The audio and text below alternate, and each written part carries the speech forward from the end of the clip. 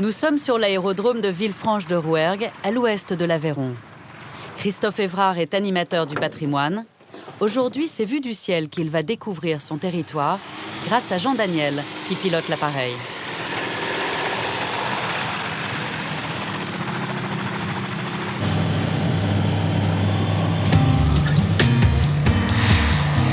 Ils vont survoler ensemble des cités emblématiques de la région.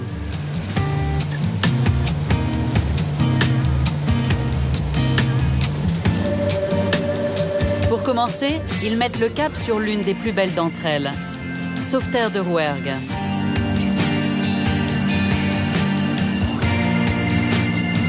En route, ils survolent les gorges de l'Aveyron.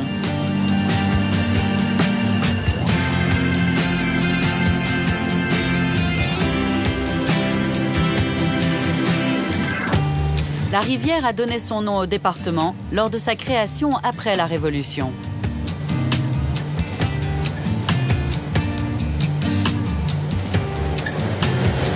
On a franchi l'Aveyron, donc on est dans le Ségala, donc un territoire de plateau nettement plus élevé. C'est un territoire qui était très pauvre au Moyen-Âge, les terres acides, et qui permettaient de produire essentiellement du seigle, donc le pain noir de ces paysans qu'on appelait les ventres noirs.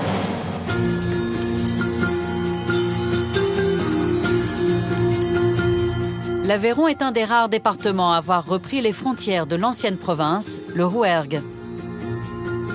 Le Moyen-Âge voit la construction de villes nouvelles comme Villefranche-de-Rouergue et Sauveterre de Rouergue.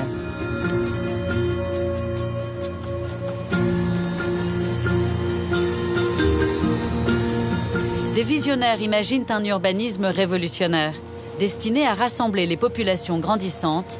Ce sont les bastides. Le modèle du genre en Aveyron, c'est Sauveterre de Rouergue, construite à la fin du XIIIe siècle. On arrive sur Sauveterre de Rouergue, alors qui est une bastide tout à fait étonnante du point de vue de sa régularité. Alors tu vois, on fait venir des arpenteurs qui tracent au cordeau des rues principales, la place centrale qui est encadrée, cernée par des couverts, des arcades qui formaient une sorte de galerie commerciale. Sauveterre de Rouergue est une bastide fondée par le roi de France pour développer le commerce. Lors de sa création, 60 familles s'y installent, attirées par une fiscalité avantageuse.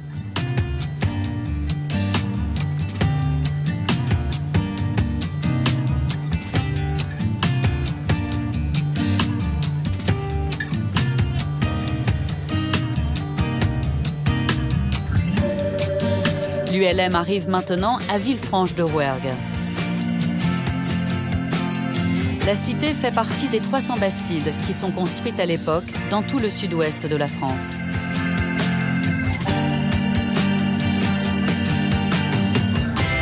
Ces villes neuves témoignent de la nécessité d'aménager le territoire. On a vraiment une image formidable de la bastide qui est compactée, concentrée. Il y a une densité urbaine absolument folle.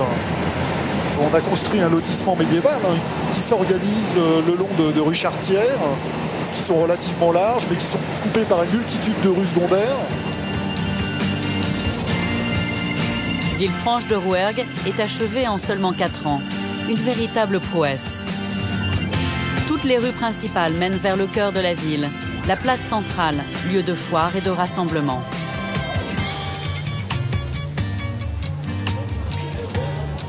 Depuis 700 ans, c'est ici que se tient le marché. Et aujourd'hui encore, c'est un moment incontournable de la vie de la Bastide. Je vais prendre une part comme ça. Une part de cendré ? Oui, une part de cendré. Voilà, celle-ci, ouais. Très bien.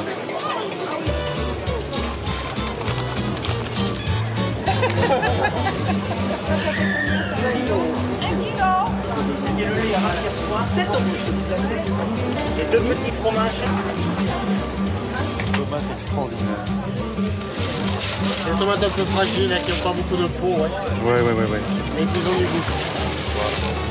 On est dans une bastide, c'est une ville qui a été organisée, fondée pour développer des échanges économiques. Elle s'organise autour d'une place, la place Notre-Dame, qui est une place de marché, dès le XIIIe siècle. Et au Moyen-Âge, s'y tiennent 3 marchés chaque semaine, en plus des 4 foires qui se tenaient en dehors des murs. Donc effectivement, il faut imaginer que la ville, la place du marché, c'est une interface entre les gens de la ville et les gens de la campagne qui produisent des marchandises, qui les vendent aux gens de la ville et inversement.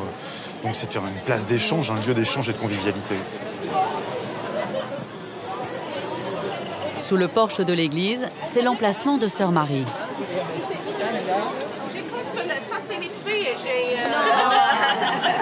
On a un tout petit troupeau de chèvres, une trentaine, pas plus. Hein. Et on fait de la confiture, la plus originale possible, c'est-à-dire qu'on en est à 122 parfums. Je vous recommande courgettes, poivrons, cannelle, noix. Voilà, là. Ça, c'est le produit phare. Les briques, c'est pas mal, les briques, Nicole. C'est bien, les briques, ça, c'est pareil. Ça, c'est ah non, ça, c'est crémeux. Cet étal rappelle une pratique ancestrale du marché de Villefranche. Quand on est arrivé, on ne savait pas où se placer. Et puis on parlait avec... on m'a dit, c'est au monsieur là-bas qu'il faut demander. Il s'appelle le placier. Et je lui ai dit, est-ce que vous savez qu'il y avait une franchise autrefois? Les pauvres vendaient leurs produits sous les porches des cathédrales ou des églises, gratuitement. On n'avait pas un sou, on n'avait rien. Et il m'a dit, ah ben oui, peut-être. Je lui ai dit, alors, voilà, ben nous, on cherche une place. Il m'a dit, ben, prenez celle-là, c'est la vôtre. Et voilà. La construction de la collégiale est lancée quelques années après la Bastide. Son clocher ne sera jamais achevé. À la place, ce curieux petit clocheton est rajouté au XVIe siècle. Il abrite aujourd'hui un trésor vivant.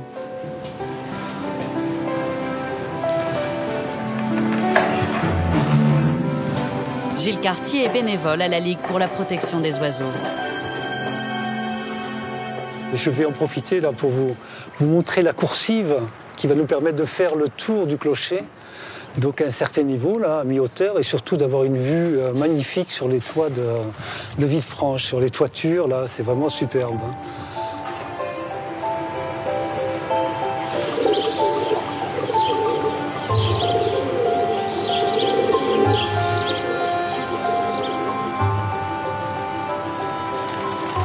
Passionné par les faucons, il tente de les réintroduire dans la ville.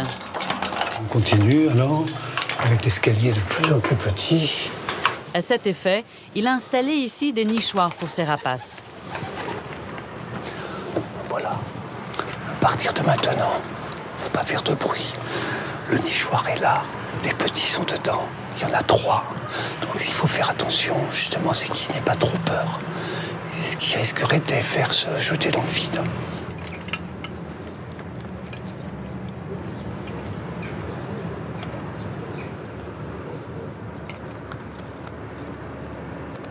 Ce qu'on voit là, ce sont les petits faucons pèlerins, donc qui ont 3 semaines, qui sont tout blancs là, comme vous le voyez, mais quand même déjà assez vifs. Ils se dressent sur leurs pattes et tout.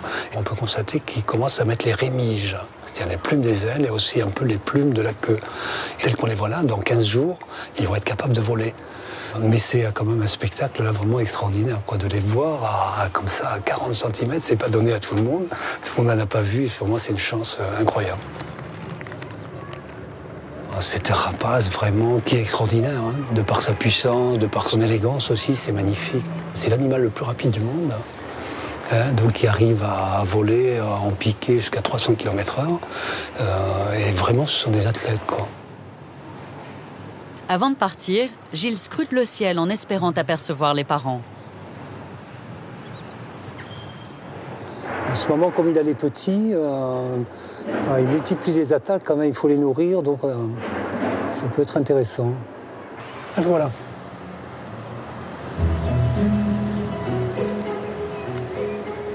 Je pense que c'est le mâle. Ouais. Ah, superbe. On va passer par là. Christophe Évrard a un projet de livre sur les trésors cachés de la Bastide, avec les photos de Delphine Trébosque. La place de la Fontaine. En cours de repérage, ils parviennent à cette fontaine monolithe, le seul point d'eau potable de la ville pour les 4000 premiers habitants de la Bastide. Au centre de la ville, la place Notre-Dame est aujourd'hui en plein renouveau. Christophe nous emmène découvrir l'envers du décor de la maison d'Ardenne, une des plus belles de la cité. Édifiée au XVIe siècle, elle fait partie de ces riches demeures construites ici par les négociants.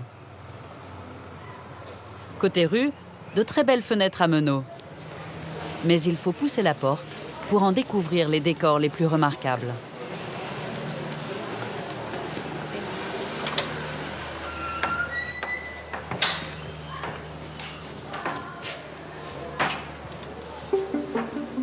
La cour présente des sculptures Renaissance inattendues.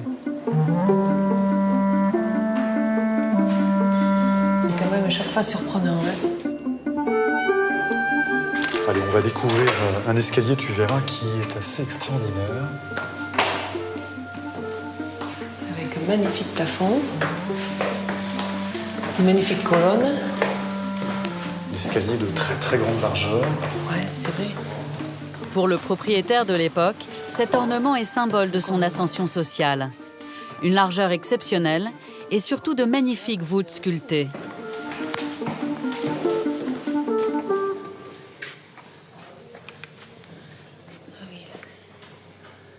Les balcons sont ornés de bustes qui émergent de la maçonnerie et qui racontent, qui évoquent la légende de Tarquin et Lucrèce, une légende qui mettait en scène une femme d'une beauté extraordinaire et très fidèle qui s'est sacrifiée. Ah oui. Donc là, ces deux personnages, là, c'est Monsieur d'Ardenne, tu dis ? Alors, ces personnages inscrits dans les médaillons, c'est Jean-Albert d'Ardenne, le propriétaire de cette maison, et son épouse Marguerite de Chalvet. Ah oui. Associé à un Cupidon qui s'apprête à décocher une flèche, donc c'est un symbole de protection et qui promet l'amour au couple. Un autre joyau de Villefranche de Rouergue, c'est la chapelle des Pénitents Noirs, avec son étonnante toiture en forme de trèfle. Sous le double clocheton, un incroyable trésor baroque.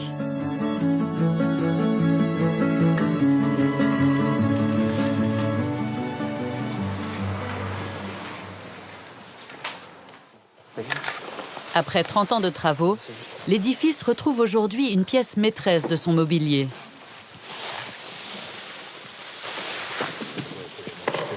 Alors, qui c'est cette statue ? Alors nous recevons de restauration une statue de Saint François de Sales. Saint François de Sales va reprendre sa place dans ce retable exceptionnel. Tout ici révèle la richesse de la confrérie des pénitents, fondée pendant la Contre-Réforme pour lutter contre les protestants.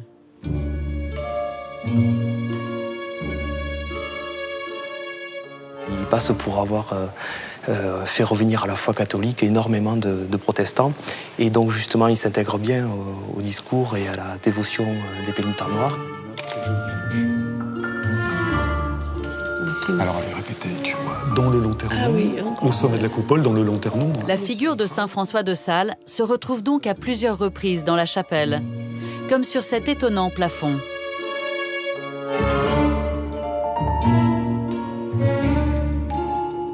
Ça, ce sont deux artistes, deux peintres de Villefranche, Pierre et Mathieu Guy, qui réalisent ce plafond en 1702.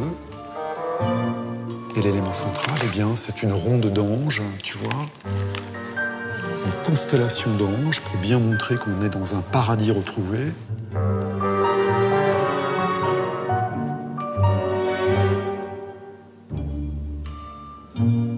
Christophe va maintenant révéler à Delphine un des secrets de la chapelle.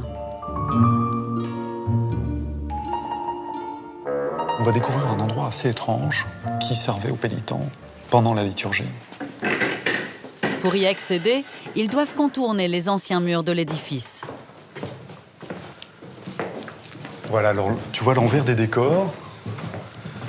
Ah oui, Tu retrouves ici la maçonnerie de la chapelle. On retrouve ce plan en trèfle à 4 feuilles. C'est ici ? Voilà, c'est ici. Tu pousses la porte.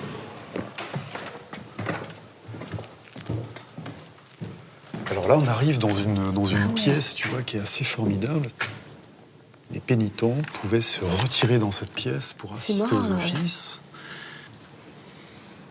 Voilà, on pouvait voir sans être vu, d'une certaine façon. Et cette partie du meuble permet d'approcher le retable, les tableaux de la Passion plus bas. Très, très impressionnant.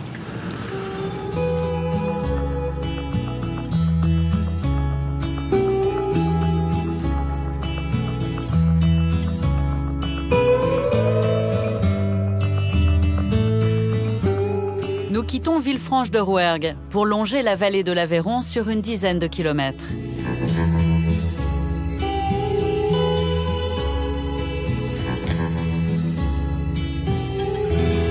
C'est ici, dans cette ferme installée sur les hauteurs, que Sœur Marie a fondé la petite communauté monastique des Anawim en 2005.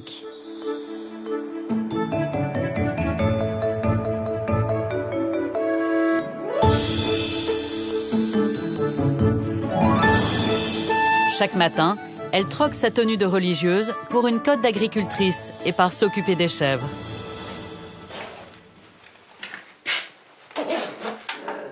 Je leur mets de la musique, je leur mets du chant grégorien pour les préparer à la traite et puis pour les calmer. Parce que là, elles sont un peu stressées et play, voilà. Et voilà, ça les calme.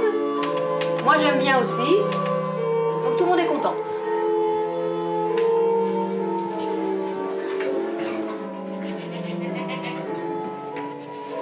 Allez, pousse-toi, Minet. Sa journée commence avec la traite de la trentaine d'animaux. Voilà. N'ayez pas peur, les biquettes, n'ayez pas peur, n'ayez pas peur, n'ayez pas peur. Aujourd'hui, elles sont 2 religieuses à vivre ici de leur production de fromage. Allez, venez les biquettes, venez manger. Infirmière de formation, rien ne destinait Sœur Marie à devenir éleveuse. On a démarré avec 4 chèvres qui mouraient de faim. Et puis, on a commencé par tirer sur les mamelles, comme ça. On n'y connaissait strictement rien. Et dès qu'on a eu quelques gouttes de lait, on s'est dit, bon, bah, qu'est-ce qu'on fait du lait? À boire comme ça, bon, c'était un peu spécial. On s'est dit, bon, on fait du fromage. Et ça a démarré comme ça. Allez, allez. J'en fais passer que 4, hein. 2, 3 et 4. Voilà.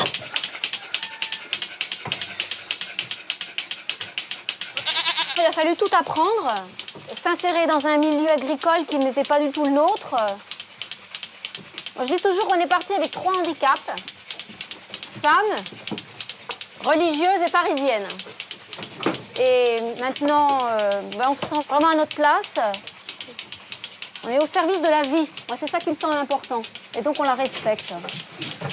Allez, allez, allez, allez. Sœur Marie élève ses chèvres de manière traditionnelle.